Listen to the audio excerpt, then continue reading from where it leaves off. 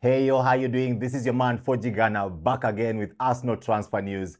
Big link with Benjamin Sesko, also with Victor Osimhen, Marcus Rashford as well, and one more exciting player who I will tell you about before the end of this broadcast. Also, I'm going to tell you towards the end which players I actually prefer if we signed as Arsenal Football Club and which players I think Arteta, knowing him, will actually go on and sign. So all that coming up. But for now, I'd just like to thank you all Arsenal fans for the massive love you're showing this channel. You know what? We've done about 200 subscribers in the last 48 hours alone. Wow, that is proper on fire. And at this rate, we are on target to hitting about 1,000 subscribers before the end of June. That will be massive. Man, big thank you for everyone. If you're new to this channel, please take a moment to subscribe, like and comment so we grow this channel together. So before we talk about Arsenal transfers, let's take a moment to give a nod to Real Madrid. What a massive performance. This team has now won 6 Champions League titles in the last 11 years. That is what we call total dominance. And this team right here is actually built a dynasty in Europe. Real Madrid have got that aura.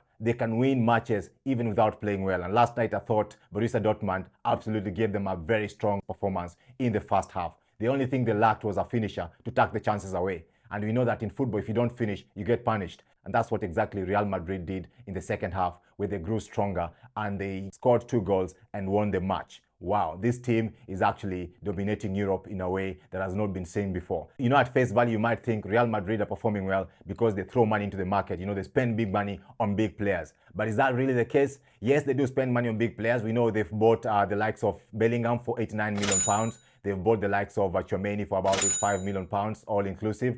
But look at the rest of the squad. They've not splashed as much money as other clubs. In fact, their net spend compared to other clubs is much lower. They're about 16th or 15th on the table of net spend compared to other clubs in Europe.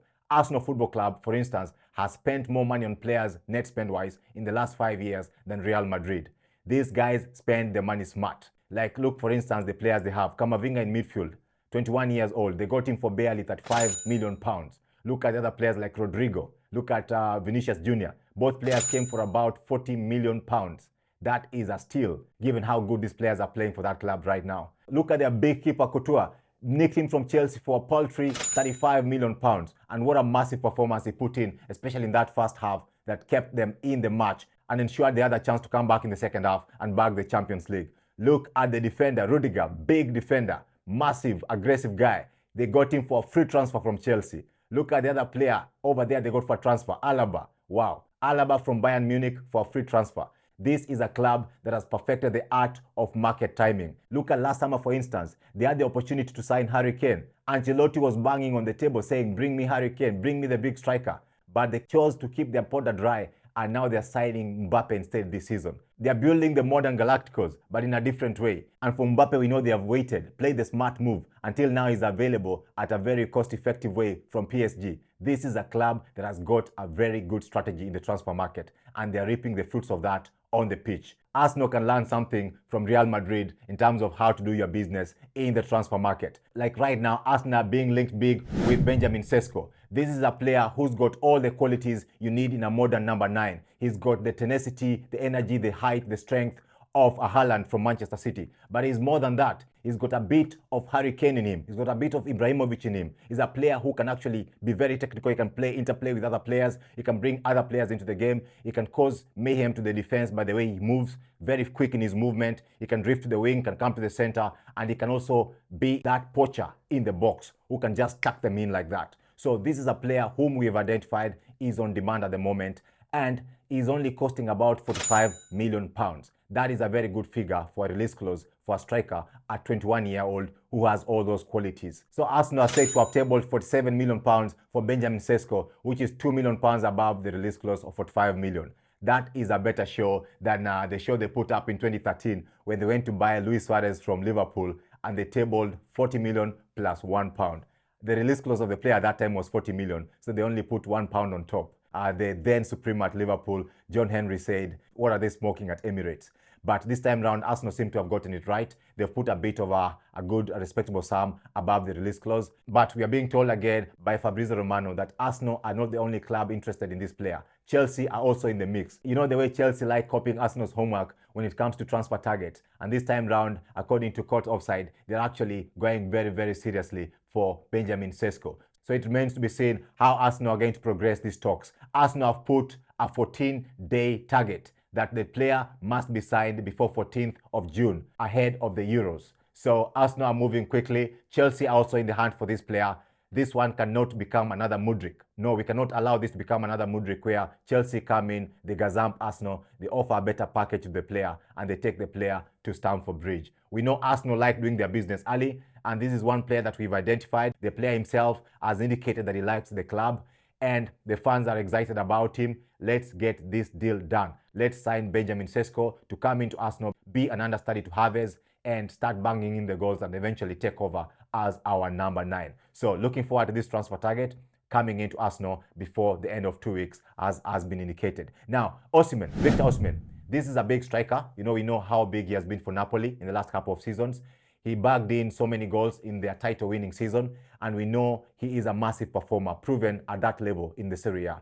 Now, we are being linked to him again. It's indicated that he will actually prefer to come to Arsenal ahead of other clubs in the Premier League. This is a player that can bring a lot of impact in our front line, but the rumored transfer fee of around 120 million is the biggest hindrance in this case. I don't think we can possibly spend 120 million pounds on one forward player, given the other areas of the pitch that also need strengthening. Plus, for a striker who has not played in the Premier League before, we know he has done very well in the Serie A, but the Premier League is a different cup of tea altogether. Why don't you take that money and, for instance, try to sign Alexander Isak from Newcastle, who's a proven Premier League performer? So I don't think this is happening. But one that refuses to go away is Marcus Rashford from Manchester United. Again, the papers today are saying Arsenal are still interested to make that move a reality. We know how big a player Marcus Rashford can be on his day. And last season but one, he hit 30 goals for Manchester United with 15 assists. If this rumor is true, I'm thinking Arteta is looking at it the same way he looked at Havertz from Chelsea, where he got the player in who was not performing very well for Chelsea. But he has put the Arteta training in this player, and the player is now hitting good numbers. Same case with Marcus Rashford. If Arteta takes him under his tutelage, he might be able to get a tune or two out of this player. And who knows, he might become the world beater that he truly was a season or two ago at Manchester United. Clearly excited about this player as well. I think the big hindrance will be his wages. He's currently on £375,000 per week at Manchester United, which I don't think Arsenal will be willing to match. So clearly want to keep an eye on as the transfer window progresses. Now we're also being linked with wide players. The most exciting one I've heard of is Johan Bakayoko from PSV. This player is a proper bowler. The way he dribbles like Neymar, but he's got a lot of end product on him also. He comes in from the right wing. He likes dribbling. He's got more dribble than Saka. He comes in and then he unleashes a shot similar to Foden. He can shoot to the far left corner or to the near right corner. This guy proper knows where the goal is. And he's an exciting player, young player, only 21 years old. Look him up on YouTube. I'm not saying YouTube is the answer to everything in terms of assessing a player, but it can let you know what a player has in his locker, what he's capable of doing. Coming to the midfield, of course, we know Partey is rumored to be leaving Arsenal this summer, and that means we are looking for a midfielder to fill that slot. As much as we have Jorginho signed in a new contract, we need another player who can come in, who's got athleticism, and also who's got a good pass on him. Sort of a mix between Partey and Rice. And we've got a couple of players linked in that position right now. We've got Youssouf Fofana from Monaco. This player is massive. He's a proper engine in midfield. He plays for France as well. I saw him play at the Emirates Cup against Arsenal last summer, and I really liked what I saw.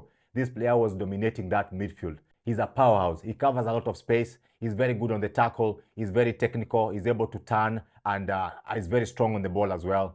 And he's got that tenacity about him. He can actually be a very good number 6. Also, he can cover as number 8. So this is one player whom I think can come in and do a very good job for Arsenal Football Club. Right now, it's rumored that he's already told Monaco that he wants to leave, and they're working on a win-win solution for that transfer. Also linked with Arsenal Football Club is Amadou Onana from Everton. We know this player in the Premier League. We've seen him. He's very strong. He's very energetic. He's very athletic. He can run box to box. He can tackle. He can cover the defense very well. This is a classic number 6 in the way he operates, but he's also got that tenacity that makes him run up the pitch and be involved in the attack side of the game. He scored a few goals, and he's very tall as well. So this is one player also who excites me, who could come in and cover that defensive number 6 and allow Rice to bomb forward and join Odegaard in attack. That will proper make us dangerous in the attack phase of the game. Other players we've been linked with is Kadioğlu, Fenerbahce left back, 24 years old.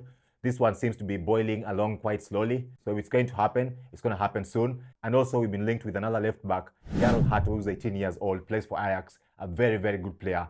Can be compared to Timber in terms of how he plays the game. and how he carries himself. So who do I think Arsenal should sign? Myself. Of course, my preference is Alexander Isak from Newcastle, but that doesn't seem to be happening anytime soon. So we are looking at another striker like Gyökeres. That will be my second preference. If we can't get Gyökeres, then let's get Sesko, by all means. On the right wing, I'm completely blown away by this kid, Johan Bakayoko. Please, let's get this kid. He can be a good understudy to Saka, and he can be a problem to the opposition if he comes on in the second half of the games.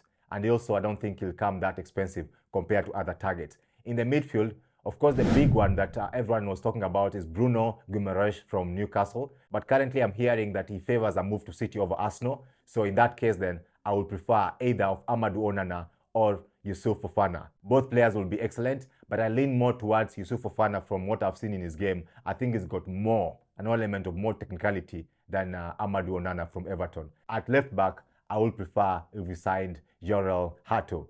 Now, which players do I think Arteta is actually going to sign? I don't even know why I asked myself this question because it's a difficult one. It's going to put a lot of egg in my face. But I think Arteta, knowing him, I think he's going for this kid, Benjamin Sesko, very hard. I think he's going to get him. And on the right side of the pitch, I think he's actually going to go for this kid from France. You know, Désiré Doué from Rennes. I think that kid is absolutely phenomenal. And he's got Ballon d'Or ceiling about him. He's got that feel of a player who can actually turn out to be a big player in future. And I think Arteta is seeing that. I have a sneaky feeling that we're going to put in an offer for him and we're going to bring him to Emirates. In the midfield, I think Arteta is going to go all out for Bruno Guimaraes, but I think Arteta is going to default to going back for Douglas Luiz from Aston Villa, the player he's always wanted to sign every transfer window. And at left back, I think it's going to be Kadioğlu from Fenerbahce. So there we have it. Who do you think Arsenal should sign? Which player do you prefer Arsenal to sign in all these positions? Striker, right wing, midfield, left back. Please leave your comments in the comment section and let me know your preferences and what you think Arteta is actually going to get for Arsenal this transfer window. Thank you for listening this far. Please subscribe if you've not done so already. Like and comment this video and help grow this channel together. Till next time, God bless. Bye-bye.